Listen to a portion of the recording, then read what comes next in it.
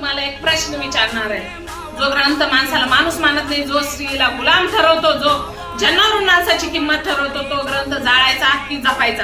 Doctor आंबेडकरांनी मनुस्मृती दहन केली, कारण ती गुलामगिरीची साखळी होती. मनुस्मृती म्हणत होती स्त्रियांनी विचार करू नये, शूद्रांनी शिक्षण घेऊ नये आणि अस्पृश्याने तर डोकेच वर काढू नये. आंबेडकरांनी सर्व पाहिले, भोगले. वर्गामध्ये त्यांना पाणी नाकारलं, मंदिरात प्रवेश नाकारला, पण त्यांनी माणुसकी नाकारली नाही.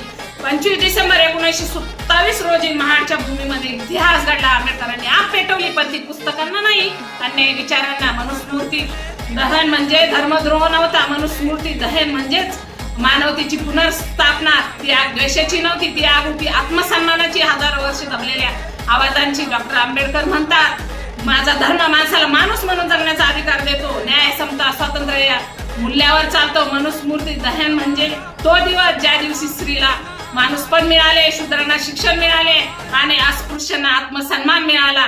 डॉक्टर बाबासाहेब आंबेडकर म्हणतात, तुम्ही फक्त जय म्हणून थांबणार का, की आपल्यावर होणाऱ्या अन्यायासाठी उभे राहणार?